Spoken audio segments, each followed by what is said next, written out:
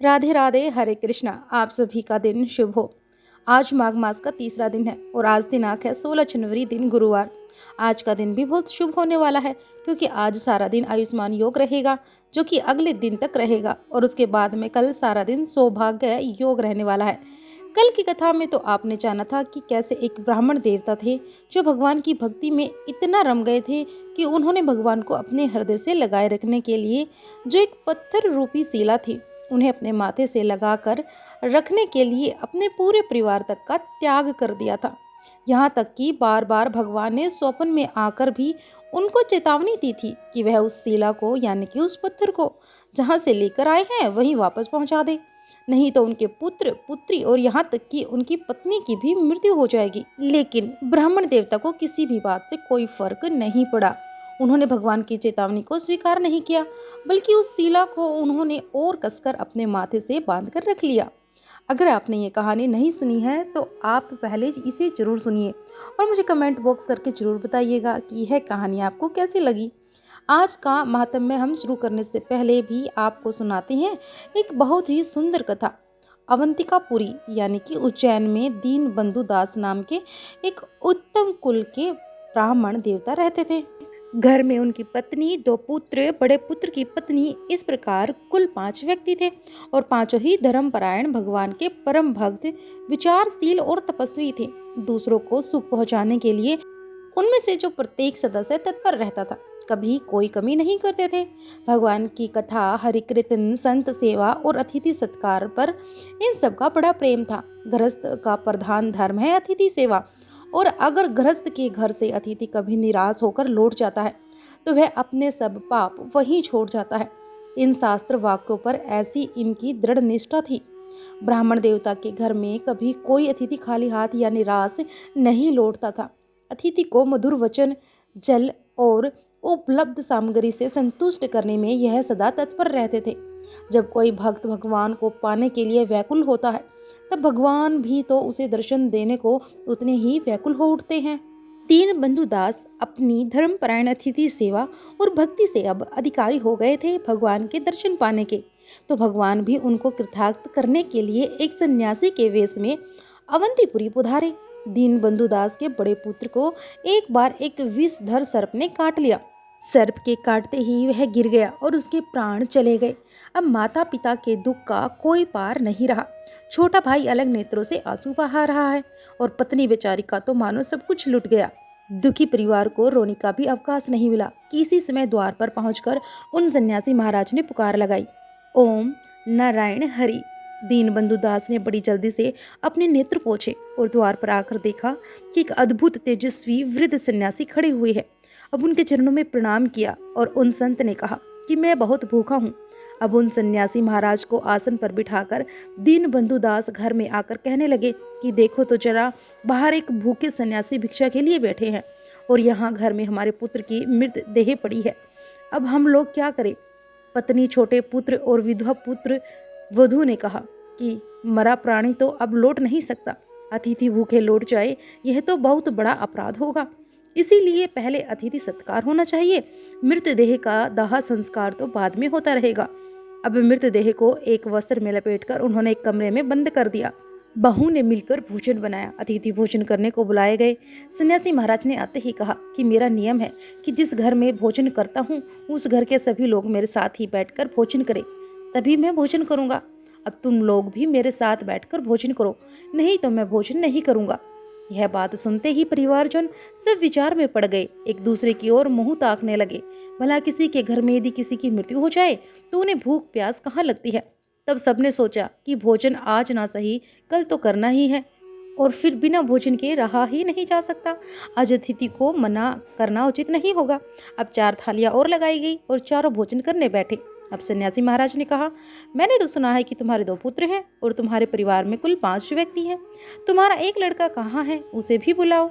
अब उसके आने पर ही मैं भोजन करूँगा। यह सुनते तो दीनबंधु दास की आंखों में आंसू भर आए और सन्यासी महाराज के बार बार पूछने पर उन्होंने सारी बातें सच सच बता दी। अब सन्यासी महाराज ने स्वयं वह मृतदेह बाहर मंगवा कर देखी, फिर थोड़ा बनावटी क्रोध करते हुए बोले कि दीनबंधु, तू तो बड़ा निर्दयी है। तुझे ज्ञानी कौन कहता है? पुत्र की लाश घर में पड़ी है और पिता भोजन करने आनंद पूर्वक बैठ जाए। ऐसा पापी निष्ठुर पिता को क्या कहा जाए। तब बंधुदास ने हाथ जोड़कर नम्रता से कहा, महाराज आप तो ज्ञानी हैं, आप ही बताइए कि इस संसार में कौन किसका पिता है और कौन किसका पुत्र है। यह तो एक धर्मशाला है, जगह जगह के यात्री आकर ठहरते हैं और कोई कुछ आगे जाता है, कोई कुछ पीछे। सभी को एक ना एक दिन मरना ही है। मेरे पुत्र के जीवन के दिन पूरे हो गए थे, इसीलिए वह चला गया। हम लोगों के दिन पूरे होंगे तो हम भी चले जाएंगे। अब शोक करना तो व्यर्थ ही है, और ऐसी स्थिति में व्यवहारिक दृष्टि से हमारा भोजन करने बैठना तो अनुचित था। किंतु आप हमारे अतिथि हैं, इसीलिए आप हमारे लिए साक्षात नारायण हैं, और आपको भूखा लौटा देना हमने अधर्म समझा, इसीलिए हम आपके साथ भोजन करने बैठ गए। हमें क्षमा कर दीजिएगा। अब सन्यासी जी मन ही मन संतुष्ट हुए, पर ऊपर से कुछ बोले कि नहीं। फिर वे दीन बंधुदास की स्त्री से कहने लगे कि तू कैसी माता है, पुत्र के मृत्यु का तुझे बिल्कुल शोक नहीं हुआ, और तेरा हृदय कितना कठोर है। तब उनकी पत्नी ने नम्रता पूर्वक कहा, प्रभु आपसे भला मैं क्या कह सकती हूँ। जब तक पुत्र जीवित था तब तक मैं उसे हृदय के टुकड़े के समान प्यार करती थी, किंतु अब तो यह मेरा कोई नहीं। जीव से तो किसी का कोई संबंध होता ही नहीं, संबंध होता है शरीर के कारण। शरीर तो नासवान है, जो जन्मेगा वह अवश्य मरेगा, फिर उसके लिए शोक क्यों किया जाए। रात को एक वृक्ष पर बहुत से पक्षी इकट्ठे होते हैं और सवेरा होते ही वे वहाँ जहाँ तहाँ उड़ जाते हैं। ऐसे ही प्राणी भी है। संसार में प्रबंधवश कुछ समय के लिए एकत्रित होते हैं, और यहाँ का संबंध तो सब माया का ही खेल है। अब सन्यासी जी ने दीनबंधु के छोटे पुत्र से कहा कि दरअसल वे सभी के भक्ति, सभी के मर्म को जानना चाहते थे। उन्होंने अब छोटे पुत्र से कहा, क्यों, तुम्हारे मन में तो बड़ी कुभावना जान पड़ती है। बड़े भाई के मरने पर भी तुम्हें बिल्कुल शोक नहीं हुआ, और संसार में सभी स्वार्थ के सगे हैं। अरे तू तो निर्दयी, मूर्ख और पापी जान पड़ता है। तब उस बालक ने भी हाथ जोड़कर कहा कि स्वामीन, मैं छोटा बच्चा, भला आपको क्या उत्तर दे सकता हूँ। आप चाहे जो दोष मुझ पर लगाए, पर आप क्या बता सकते हैं कि इस संसार में सच्चा संबंधी किसका है। पता नहीं कितनी बार, कितने जन्मों में कौन किसका भाई, पुत्र, पिता, मित्र या शत्रु बना होगा। जन्म से पहले ही किसी का किसी से कोई नाता नहीं होता था, तो मरने पर भी कोई नाता नहीं रहता। बीच में थोड़ा सा संबंध जरूर रहता है, पर मृत्यु होने पर वह भी समाप्त हो जाता है। यह तो एक बाजार है। सब व्यापारी इस हाट में अपना माल बेचने आए हैं। जिसका माल जब बिक जाता है वह तभी चला जाता है। अब भला इसमें शोक करने की क्या बात है। अब सन्यासी जी ने मृत पुरुष की विधवा पत्नी को पास बुलाकर कहा कि बेटी, तेरा बर्ताव तो बहुत ही दुखदायक है। संसार में पत्नी के लिए एकमात्र पति ही तो सब कुछ होता है। पतिहीन नारी के समान दुखी कोई प्राणी नहीं होता। पति के बिना पत्नी का जीवन निरर्थक है, और तू तो अच्छे वंश की लड़की है, फिर भी तेरा ऐसा आचरण क्यों है। पति की मृत्यु का तुझे बिल्कुल भी शोक नहीं हुआ। तो उस धर्मपरायण विधवा ने भूमि पर सिर रखकर सन्यासी महाराज को प्रणाम किया और फिर कहा कि पिताजी, आप ठीक कहते हैं, संसार में पति ही पत्नी का सब कुछ है, किंतु आप बताइए तो सही कि माया में पड़े जीव का सच्चा पति कौन है। और उस परम पिता परमात्मा को पाने के लिए ही तो स्त्री लौकिक पति को उस जगदीश्वर की मूर्ति बनाकर उसकी सेवा, पूजा, भक्ति करती है। जब तक भगवान ने अपने प्रतिनिधि रूप में पति को मुझे सौंपा था, तब तक उन पति देव की तन मन से सेवा करना मेरा धर्म था। यथासाध्य में मैं अब तक ही करती रही थी। अब परमात्मा ने अपना प्रतिनिधि अपने पास बुला लिया, तो अब तो मैं उन सर्वेश्वर की ही साक्षात सेवा करूंगी। प्रतिनिधि के चले जाने पर मुझे भला शोक क्यों करना चाहिए। मुझे तो किसी प्रकार उन प्रभु की सेवा करनी ही है, और यह संसार तो भगवान की नाटकशाला है। जिसे जो स्वांग देकर यहाँ भेजते हैं उसे वही स्वांग करना पड़ता है, और अपना स्वांग पूरा करके पात्र यहाँ से चले जाते हैं। यानी अपना अपना रोल निभाकर सभी पात्र वापस चले जाते हैं। आज मेरे पतिदेव का स्वांग पूरा हो गया और वे चले गए, और अब मुझे विधवापन का स्वांग मिल गया है, तो मुझे वह भी निभाना है। विषय भोगों से विरक्त होकर पुरुष संन्यास ले लेते हैं, और विधवा को तो वह स्थिति सहज ही प्राप्त हो जाती है। भगवान ने मुझे भजन करने का यह अवसर दिया है, तो मैं शोक क्यों करूं। लौकिक दृष्टि से मुझे शोक करना चाहिए था, पर जो स्त्रियां मोहवश अधिक रोती पीटती है, शास्त्र कहते हैं कि उनके पतियों को परलोक में कष्ट होता है। फिर अगर मैं रोने बैठ जाती तो मेरे पति के पूज्य पिता का अतिथि सेवा धर्म नष्ट हो जाता। इसीलिए मुझे शोक करना उचित नहीं जान पड़ा। अब सन्यासी महाराज ने देखते ही देखते उस मृत पुरुष के ऊपर लिपटा हुआ कपड़ा हटा दिया और अपने कमंडल से उस पर जल छिड़का और फिर बोले, बेटा उठो तो। अब देखते ही देखते मृतदेह जीवन लौटाया और वह नींद से जगह की तरह उठ बैठा और अपने सामने सन्यासी को देखकर वह उनके चरणों में लौट गया। और सन्यासी का ऐसा प्रभाव देखकर सब हैरान रह गए और सब के सब उनके चरणों में गिर पड़े। अब सन्यासी महाराज ने उस ब्राह्मण कुमार से कहा कि जो अभी अभी उठकर बैठा है, क्या आज मैंने स्वार्थपरता का नंगा नाच देखा है? अरे, जिन्हें तू अपना मानता है, जिनके लिए रात दिन करके शर्म करता है, जो तेरी कमाई पर मौज करते हैं, वे माता पिता, वे तेरे भाई और यहाँ तक कि तेरी विवाहित पत्नी तक को तुझे बिल्कुल भी प्रेम नहीं है और तुझे मरा जानकर तेरी मृतदेह को उठाकर एक और रखकर सब के सब आनंद से भोजन करने बैठ गए थे। अरे, ऐसे निर्दयी घर में तेरा जन्म होना तो बड़े ही दुख की बात है। अब की बार सन्यासी महाराज जी की बात सुनकर ब्राह्मण कुमार हंसते हुए बोला कि देव, मैं बड़ा भाग्यवान हूँ जो ऐसे अनासक्त नर नारी मेरे आत्मीय बने, मेरे परिवार जन बने और उनकी सेवा का मुझे अवसर मिला। यह तो मेरा बड़ा सौभाग्य है। अब भगवान ने दया करके ही मुझे ऐसे कुल में जन्म दिया है। साधारण लोग तो अपने स्वजनों से मोह करते हैं और अपने मोह के फंदे में उन्हें फंसाए रखते हैं। ऐसे माता पिता भला कहाँ मिलते हैं? ऐसी पत्नी, ऐसा भाई कहाँ मिलता है जो पुरुष को मोह में ना डाले? बाकी आपकी बात सुनकर अब तो मेरे मन में इन सभी के प्रति श्रद्धा और भी बढ़ गई है। और जैसे ही गर्मी के दिनों में धूप से व्याकुल बहुत से पथिक किसी वृक्ष की छाया में थोड़ी देर के जा बैठे, ऐसे ही संसार का परस्पर संबंध है। यानी जैसे घंटे 2 घंटे बाद अपने अपने रास्ते लगते हैं, वैसे ही जीव को भी अपने कर्म के अनुसार परबंध भोग कर अलग ही हो जाना है। यही संसार का डर सत्य है और संबंध है। यहाँ कोई किसी के लिए शोक करे, ये तो ज्ञान ही है। अब सन्यासी महाराज आनंद पुलकित होकर बोले, बेटा दीन बंधु दास, तुम लोगों ने निष्कपट व्यवहार, ज्ञान, वैराग्य और अतिथि सेवा प्रेम को धन्य है। तुम सभी परम सुख से जीवन बिताकर मोक्ष पद प्राप्त करोगे। तुम सदा भगवान का भजन करते रहना, तुम लोगों को कभी कोई दुख स्पर्श भी नहीं करेगा। अब सह परिवार दीन बंधु दास सन्यासी जी के चरणों में गिर पड़े और उन सन्यासी जी ने फिर कहा कि मैं कभी तुम लोगों को नहीं भूलूंगा। अपने प्रेमियों के हाथों में अपने आप तक को बेच देता हूँ। तुम श्री के भक्त तो मेरे हृदय में बसते हैं। मैं तुम्हें अब अपना परिचय देता हूँ। तुम अतिथि को नारायण मानकर सदा उसकी सेवा करते हैं, इसीलिए आज मैं स्वयं नारायण तुम्हारे यहाँ पधारा हूँ। अब तक वे 5 व्यक्ति जो उन्हें केवल सन्यासी मान रहे थे, उनका अंतिम वाक्य सुनते ही चौंक पड़े। अब उन्होंने क्या देखा कि सन्यासी महाराज की दिव्य मूर्ति अदृश्य हो गई और वे सब के सब व्याकुल होकर पुनः उन दिव्य दर्शन के लिए प्रार्थना करने लगे। और भक्तों की प्रार्थना सार्थक हुई और सार्थक हुए उनके नेत्र तिरुभुवन मोहन श्री हरि के दिव्य रूप के दर्शन करके। 5 प्राणियों का जीवन कृतकृत हो गया। इसीलिए तो कहते हैं कि भगवान को पाने के लिए बस मन में भाव, मन में भक्ति सच्ची होनी चाहिए। आपको अलग से कोई भी स्वांग करने की आवश्यकता ही नहीं रहेगी।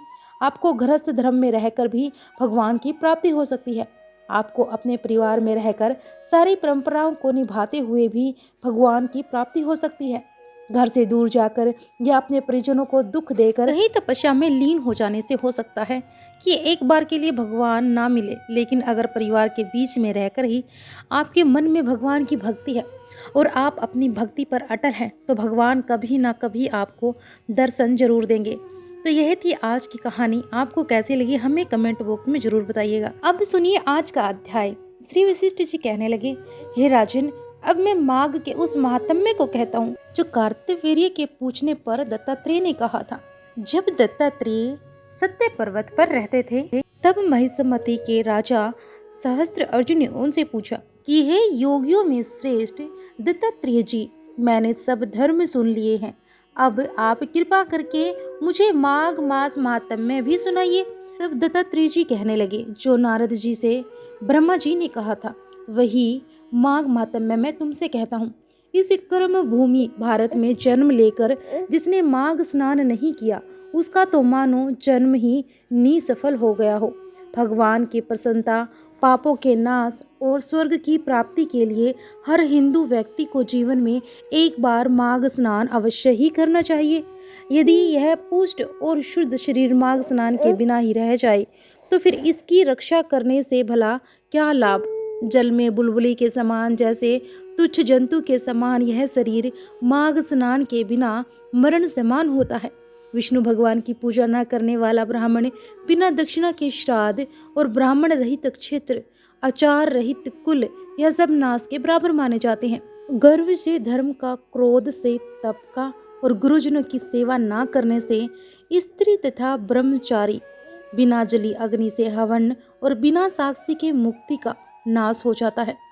जीविका के लिए कहने वाली कथा अपने ही लिए बनाए हुए भोजन की क्रिया, शूद्र से भिक्षा लेकर किया हुआ यज्ञ तथा कंजूस का धन, यह सब नाश के कारण होते हैं। बिना अभ्यास और आलस्य वाली विद्या, असत्य वाणी, विरोध करने वाला राजा, जीविका के लिए तीर्थ यात्रा, जीविका के लिए व्रत और संदेह युक्त मंत्र का जाप, व्यग्रचित होकर जप करना और वेद न जानने वाले को दान देना, संसार में नास्तिक मत ग्रहण करना और श्राद्ध बिना धार्मिक क्रिया, ये सब व्यर्थ होते हैं। और जिस तरह दरिद्र का जीना व्यर्थ है, उसी तरह माघ स्नान के बिना मनुष्य का भी जीना व्यर्थ होता है। ब्रह्मघाती, सवर्ण चुराने वाला, मदिरा पीने वाला और गुरु पत्नी गामी, इन चारों की संगति करने वाला माघ स्नान से ही पवित्र हो जाता है। जल कहता है कि सूर्योदय से पहले जो मुझ में स्नान करता है, मैं उसके बड़े से बड़े पापों को भी नष्ट कर डालता हूँ। महापाप तक भी स्नान करने से भस्म हो जाते हैं। माघ मास स्नान का जब समय आ जाता है, तब सभी पाप भी अपने नाश के भय से कांपने लगते हैं। जैसे मेघों से युक्त होकर चंद्रमा प्रकाश करता है, वैसे ही श्रेष्ठ मनुष्य भी माघ मास में स्नान करके प्रकाशमान हो जाते हैं। काया, वाचा, मनसा से किए हुए छोटे या बड़े, नए या पुराने, सभी पाप माघ मास में स्नान करने से नष्ट हो जाते हैं। अनजाने में जो पाप किए हों, वे भी नाशक को प्राप्त हो जाते हैं। जिस तरह जन्म जन्मांतर के अभ्यास से आध्यात्मिक ज्ञान की प्राप्ति होती है, ठीक उसी तरह जन्मांतर अभ्यास से ही माघ स्नान में मनुष्य की रुचि हो जाती है। यह अपवित्र को पवित्र करने वाला बड़ा तप और संसार रूपी कीचड़ को धोने की पवित्र वस्तु माना जाता है। इसीलिए हे राजन, जो मनोवांछित फल देने वाले माघ के स्नान नहीं करते हैं, वह सूर्य चंद्र के समान भोगों को कैसे भोग सकते हैं। दत्तात्रेय जी कहते हैं कि हे राजन, एक प्राचीन इतिहास कहता हूँ, ध्यानपूर्वक सुनो। भृगुवंश में ऋषिका नामक की एक ब्राह्मणी थी, जो बाल्यकाल में ही विधवा हो गई थी। वह रेवा नदी के किनारे विंध्याचल पर्वत के नीचे तपस्या करने लगी। वह जितेंद्रिय, सत्यवक्ता, सुशील, दानसी, तप करके देह को सुखाने वाली थी। वह अग्नि में आहुति देकर उच्च वृत्ति द्वारा छठे काल में भोजन करती थी। वह वलकल धारण करती थी और संतोष से अपना जीवन बिताती थी। उसने रेवा और कपिल नदी के संगम में 60 वर्ष तक माघ स्नान किया और फिर वहीं पर वह मृत्यु को प्राप्त हो गई। माघ मास के स्नान के फल से वह दिव्य 4000 वर्ष तक विष्णु लोक में वास करके शुंड और उपसुंड दैत्यों का नाश करने के लिए श्री ब्रह्मा जी द्वारा तिलोत्तमा नामक की अप्सरा के रूप में ब्रह्मलोक में उत्पन्न हुई। वह अत्यंत रूपगान, विद्या में अति निपुण तथा मुकुट कुंडल से शोभायमान थी। उसका रूप, यौवन और सौंदर्य देखकर ब्रह्मा जी भी चकित हो गए। वह तिलोत्तमा रेवा नदी के पवित्र जल में स्नान करके वन में बैठी हुई थी। तभी सुंद और उपसुंद के सैनिकों ने उपचंद से कहने लगे कि हे महाराज, ऐसी परम सुंदर स्त्री जो कामदेव को भी लज्जित करती हो, हमने कभी नहीं देखी। आप भी चलकर देखिए। तब वह दोनों दैत्य मदिरा के पात्र रखकर वहां पर आए और जहां पर वह परम सुंदरी बैठी हुई थी। अब दोनों दैत्यों ने मदिरा पान किया हुआ था और काम क्रीड़ा से पीड़ित हुए। अब वे दोनों आपस में ही उस स्त्री को प्राप्त करने के लिए विवादग्रस्त हो गए और फिर आपस में ही युद्ध करते हुए वहीं पर समाप्त भी हो गए। अब उन दोनों को मरा हुआ देखकर उनके सैनिकों ने बड़ा कोलाहल मचाया। तभी तिलोत्तमा काल रात्रि के समान उनको पर्वत से गिरती हुई दशों दिशाओं को प्रकाशमान करती हुई आकाश में चली गई और देव कार्य सिद्ध करके श्री ब्रह्मा जी के सामने आई। तो ब्रह्मा जी ने बड़ी प्रसन्नता से कहा कि हे देवी चंद्र, मैंने तुमको सूर्य के रथ पर स्थान दिया। जब तक आकाश में सूर्य स्थित है, नाना प्रकार के भोगों को भोगो। और इस प्रकार से हे राजन, वह ब्राह्मणी अब भी सूर्य के रथ पर माघ मास स्नान के उत्तम भोगों को भोग रही है। इसीलिए श्रद्धावान पुरुषों को उत्तम गति पाने के लिए यतन के साथ साथ माघ मास में विधि पूर्वक स्नान भी करना चाहिए। दत्तात्रेय जी कहते हैं कि हे राजन, अब मैं तुम्हें एक और पौराणिक कथा सुनाता हूँ, ध्यान पूर्वक सुनो। पूर्व काल में सतयुग के उत्तम निषेध नामक नगर में हेमकुंडल नाम वाला एक धनी वैश्य, जो कि कुबेर की तरह था, वह रहा करता था। बहुत ही कुलीन, अच्छे काम करने वाला, देवता और अग्नि और ब्राह्मणों की पूजा करने वाला, खेती किसानी का काम किया करता था। वह गाय, घोड़ों, भैंसों आदि का पालन भी करता था, जिस कारण वह गाय और भैंसों से मिलने वाले दूध, दही, छाछ, गोबर, घास, गुड़, चीनी आदि को बाजार में जाकर बेचता भी था। इस तरह उस वैश्य ने सामान बेचकर बहुत सारा धन इकट्ठा कर लिया था। धीरे धीरे वह वैश्य बूढ़ा होने लगा। अब वह इतना बूढ़ा हो गया कि उसे एहसास होने लगा कि अब उसकी मृत्यु उसके निकट है। तब उसने धार्मिक कार्य करने प्रारंभ कर दिए। उसने भगवान श्री हरि का एक विशाल मंदिर बनवाया। कुएं, तालाब, बावड़ी और बहुत सारे फलदार और छायेदार बाग बगीचे भी लगवाए। यहाँ तक कि वह सूर्योदय से लेकर शाम होने तक दान भी किया करता था। और गांव के चारों तरफ उसने जल की प्याऊ लगवाई। अपने पूरे जन्म में उसने इतने भी पाप कर्म किए थे, उन सभी का प्रायश्चित करने के लिए वो महान पुण्य कर्म करने लगा। उसके दो पुत्र उत्पन्न हुए, जिनका नाम उसने कुंडल और विकुल रख दिया। वैसे के दोनों लड़के जब बड़े हुए, तब हेमकुंडल गृहस्थी का सब कार्य उन दोनों को सौंप कर तपस्या करने के इरादे से वन में चला गया और वहां भगवान श्री की आराधना में अपने शरीर को सुखाकर अंत में भगवान श्री हरि के लोक को प्राप्त हुआ। अब उसके दोनों पुत्रों को धन वैभव का लालच हो गया, जिससे वह दोनों बुरे कामों में लग गए और पिता का एकत्रित किया हुआ धन ही इतना सारा था कि वे उस धन को खर्च करने में लग गए। उन्हें धन कमाने की तो चिंता थी ही नहीं, बल्कि वह उस धन को ही अनावश्यक कामों में खर्च करने लगे। अब वैश्यागामी बन गए। वीणा और बाजे लेकर वैश्यों के साथ गाते फिरते थे। अच्छे और सुंदर वस्त्र पहनकर, सुगंधित तेल आदि लगाकर, भांड और खुशामद हो से घिरे हुए हाथी के सवारी और सुंदर घरों में रहा करते थे। प्रकार वैश्य के दोनों पुत्र ही धन को बुरे कामों में नष्ट करने लगे। वे दोनों मिलकर अपने पिता का सारा धन केवल अपने ऊपर ही खर्च कर रहे थे। ना कभी किसी को दान देते और ना कोई हवन कराते। यहाँ तक कि देवता और ब्रह्मा जी की सेवा और विष्णु भगवान का पूजन भी नहीं करते थे। इस तरह धन को व्यर्थ करते करते उन दोनों लड़कों के पास जितना भी धन था, वह सब धन समाप्त हो गया। वह दोनों दरिद्रता को प्राप्त होकर बहुत ही दुखी रहने लगे। भाईजन, सेवक, उपजी भी सब उन्हें छोड़कर चले गए। तब इन दोनों भाइयों ने मिलकर चोरी आदि काम करने शुरू कर दिए। जब राजा के भय से नगर को छोड़कर डाकुओं के साथ ही वन में रहने लगे, तो वहां पर अपने तीक्ष्ण बाणों से वन में रहने वाले जंगली पशुओं को मारकर खाने लगे। एक समय इनमें से एक भाई पर्वत पर गया और वहां पर उसको शेर मारकर खा गया। फिर दूसरा भाई उसी समय फिर वन को गया, जहां उसे काले सांप ने डस लिया। से उसकी भी मृत्यु तभी हो गई। अब यमराज के दूत उन दोनों को ही बांधकर यम के पास लाए और कहने लगे कि हे महाराज, बताइए इन दोनों पापियों के लिए क्या किया जाए। तब चित्रगुप्त ने उन दोनों के कर्मों की आलोचना करके अपने दूतों से कहा कि बड़े भाई कुंडल को घोर नरक में डाल दिया जाए और दूसरे भाई विकल को स्वर्ग में ले जाए। अब जहाँ उत्तम भोग है। तब एक दूत जो कुंडल को नरक में फेंकने के लिए ले गया और दूसरे दूत बड़ी विनम्रता से कहने लगा, हे कुंडल, चलो, तुम्हारे अच्छे कर्मों से तुम स्वर्ग को प्राप्त हुए हो। अब वहां जाकर अनेक प्रकार के भोगों को भोगो।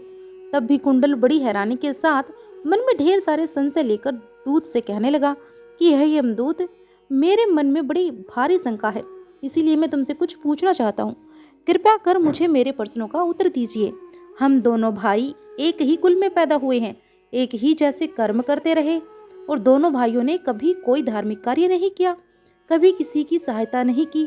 फिर हम दोनों में से एक को नर्क क्यों और एक को स्वर्ग किस कारण मिला? हे यमदूत, मैंने तो अपने पूरे जीवन में कभी कोई सत्कर्म नहीं किया, इस कारण मैं स्वर्ग जाने का कोई कारण भी नहीं देखता। कृपया मुझे बताओ, मेरी शंका दूर करो। यह बात सुनकर यमदूत कहने लगा, हे कुंडल, माता पिता, पुत्र पत्नी, भाई बहन से सब संबंध जन्म के कारण ही होते हैं और जन्म होता ही कर्मों के भोगने के लिए है। जिस प्रकार एक वृक्ष पर अनेक पक्षियों का आगमन होता है, ठीक उसी तरह इस संसार में पुत्र, भाई, माता पिता का भी संगम होता है। इनमें से जो कोई जैसे जैसे कर्म करता है, वैसे ही फल भोगता है। तुम्हारा भाई अपने पाप कर्मों से नरक में चला गया और तुम यहाँ अपने पुण्य कर्म के कारण स्वर्ग में जा रहे हो। कुंडल ने बड़े आश्चर्य से पूछा कि हे यमदूत, मैंने तो कोई धर्म का कार्य किया ही नहीं, मैं सदा पापों में ही लगा रहा।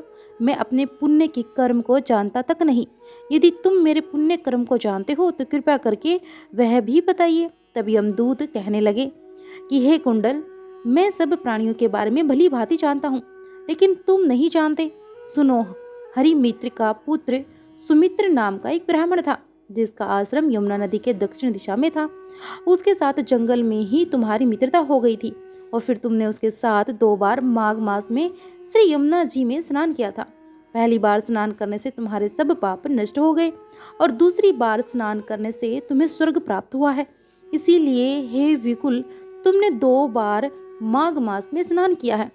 इसी के पुण्य के फल से तुम्हें स्वर्ग प्राप्त हुआ है, और तुम्हारा भाई नरक को प्राप्त हुआ है। ऐसा कहने के पश्चात दत्तात्रेय जी कहने लगे कि हे राजन, इतना सुनकर विकुंडल अपने द्वारा अनजाने में किए गए पुण्य कर्म के बारे में सोचने लगा, और मन ही मन यह विचार करने लगा कि अनजाने में किए माघ स्नान का अगर यह फल प्राप्त होता है, तो फिर श्रद्धा और भाव से किए गए स्नान का कितना पुण्य मिलता होगा। इसके बाद वह अपने भाई कुंडल के दुखों को सोचकर दुखी होकर बड़ी विनम्रता से मीठे वचनों से दूतों से कहने लगा कि हे दूतों, सज्जन पुरुषों के साथ साथ पग चलने से मित्रता हो जाती है, और यह कल्याणकारी होती है। मित्र प्रेम की चिंता न करते हुए तुम मुझे इतना बताने की कृपा करो कि कौन से कर्म करने से मनुष्य यमलोक को प्राप्त नहीं होता, क्योंकि तुम तो सर्वज्ञ हो, तुम्हें सब पता है। हरे कृष्णा। आज के अध्याय में बस इतना ही।